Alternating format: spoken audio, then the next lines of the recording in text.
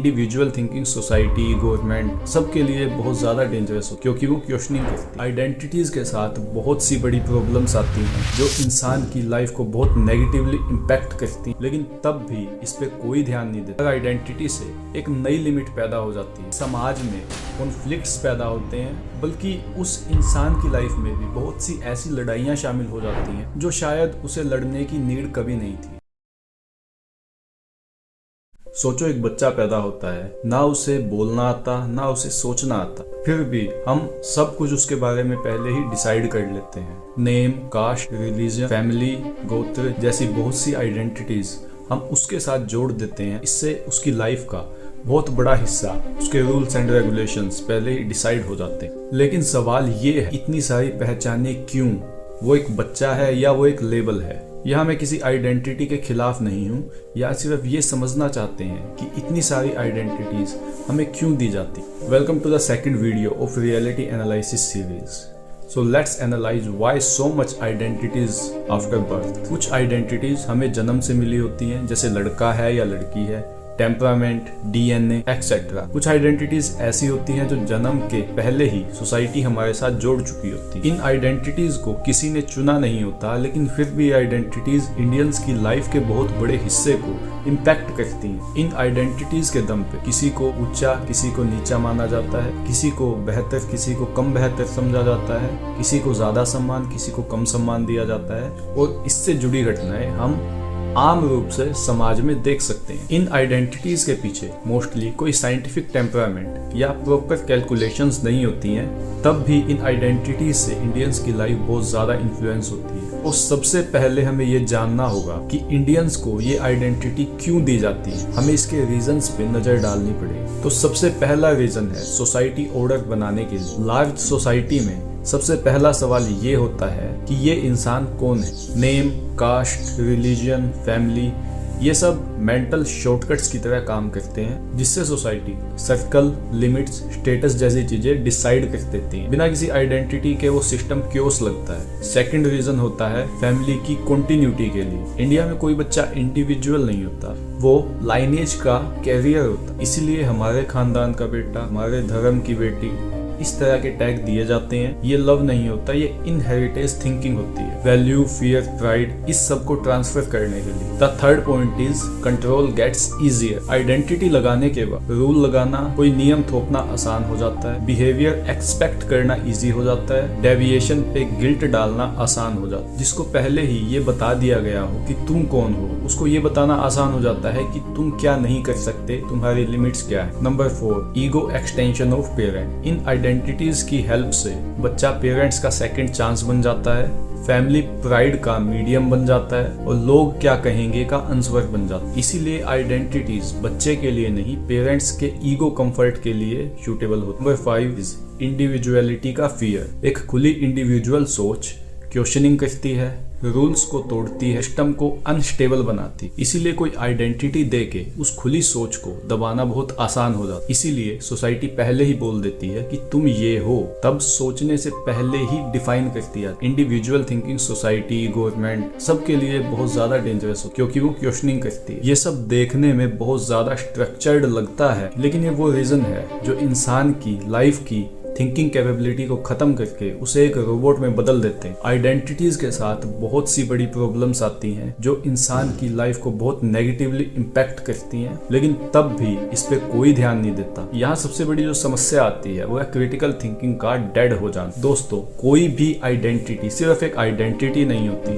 उसके साथ बहुत सारी चीजें प्री डिसाइडेड होती हैं, जैसे वो क्या करेगा, क्या नहीं, सोसाइटी में उसकी क्या वैल्यू होगी, उसके लिए क्या करना सही है, क्या नहीं, फैमिली की रिस्पेक्ट, सोशल प्रेशर, किसका साथ उसे देना है, किसका साथ उसे नहीं देना, एक्सेट्रा जैसी बहुत सारी लिमिट उस इंसान पे और उसकी फैमिली पे आइडेंटिटी के थ्रू लगा दी जाती है। हर आइडेंटिटी से एक नई लिमिट पैदा हो जाती है जो इंसान की आज़ादी को और उसकी क्रिटिकल थिंकिंग को खत्म करती है। आइडेंटिटीज एक प्री रिटर्न फ्रेमवर्क्स दे देती हैं कि कौन सी बात सही है, कौन सी बात गलत है, कौन सा सवाल अलाउड है, किसका साथ तुम्हें देना पड़ेगा, जैसी बहुत सारी लिमिट्स आइडेंटिटीज लगा देती है। ऐसी स्थिति में इंसान सोचता कम है, लेकिन पोजीशन को डिफेंड करने की रिस्पॉन्सिबिलिटी अननोइंगली उसके ऊपर पड़ जाती है, जो हर इंसान के लिए पेनफुल ही साबित होता है। आइडेंटिटीज के साथ जो सेकंड प्रॉब्लम आती है वो है परसेप्शन लिमिट। जब हम किसी भी आइडेंटिटी को एक्सेप्ट कर लेते हैं तो माइंड पे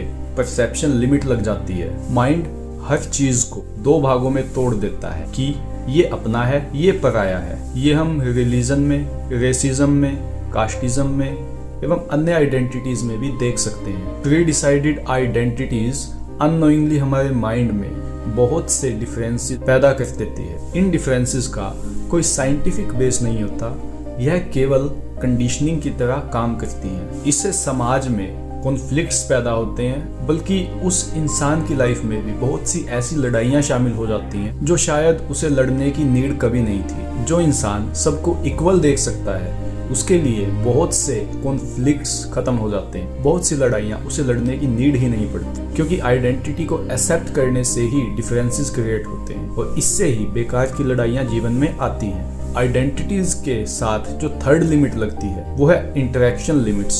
हाँ, मिलने जुलने की लिमिट। परसेप्शन लिमिट की वजह से इंटरेक्शन लिमिट अपने आप जन्म लेती। जब हम किसी भी वस्तु या व्यक्ति को अपना एवं पराया इन दो भागों में तोड़ देते हैं तो वहां से इंटरेक्शन लिमिट खड़ी होती है। कौन अपना है, कौन डिस्टेंस पे रहेगा, यह सब ऑटोमेटिक फिल्टरिंग होती है। इंसान भले ही कॉन्शियसली बोले कि मैं भेदभाव नहीं करता, बट साइकोलॉजिकल बिहेवियर में माइक्रो डिस्टेंसेस पैदा हो जाते हैं। इससे दूसरों के दुख को समझना, दूसरों की खुशियों में खुश होना, दूसरों के मदद के समय उनके साथ खड़ा रहना और सभी तरह के मेल जोल में भेदभाव खड़े हो जाते हैं, क्योंकि इंसान कहीं ना कहीं उसे एक व्यक्ति की जगह अनदर आइडेंटिटी मान लेता है। यही सेम चीज सेकंड आइडेंटिटी वाले पर्सन के साथ भी होती है, इसलिए लोग एक दूसरे की मदद करना अवॉइड करने लगते हैं। आइडेंटिटीज के साथ फोर्थ लिमिट जो आती है वो है क्वेश्चनिंग लिमिट। जब भी ह्यूमन किसी आइडेंटिटी को एक्सेप्ट करता है तो साइकोलॉजिकली वो अपने आप ईगो से कनेक्ट हो जाती है। ईगो नेचुरली सेल्फ इमेज को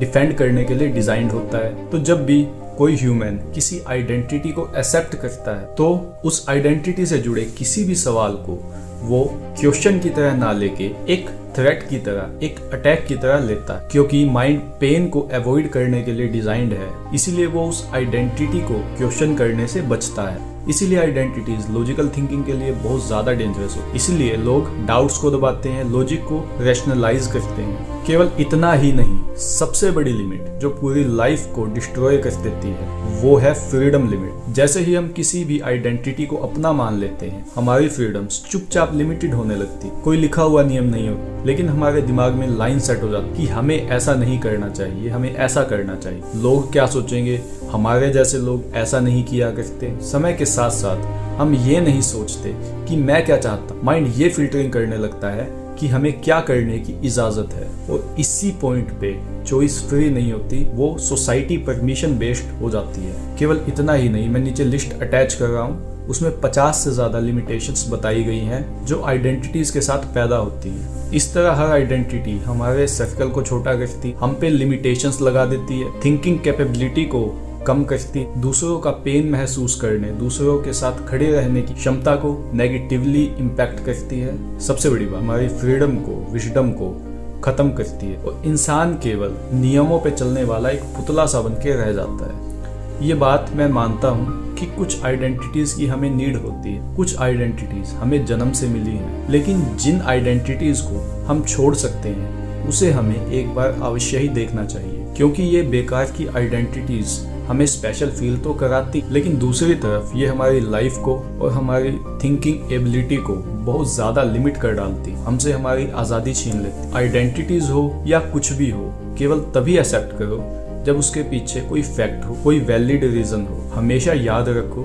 हर आइडेंटिटी एक नया भेदभाव खड़ा करती है, एक नई लिमिट खड़ी करती है, हमारे जीवन को बहुत नुकसान पहुंचाती है। किसी भी बच्चे को जन्म से पहले आइडेंटिटी देना उसके लिए, उसकी क्रिटिकल थिंकिंग के लिए एक पॉइजन जैसा है। उसके लिए केवल एक ही आइडेंटिटी काफी है, वो है एक ह्यूमन बीइंग होना। ये वीडियो केवल इंफॉर्मेशनल पर्पस के लिए, इस वीडियो के माध्यम से किसी भी व्यक्ति को ठेस पहुंचाना, किसी भी आइडेंटिटी को ठेस पहुंचाने का मेरा उद्देश्य नहीं है। मैं आप सभी का सम्मान करता हूँ। अगर आपको वीडियो अच्छा लगा तो चैनल को सब्सक्राइब कीजिए, पेज को फॉलो कीजिए। Thank you so much.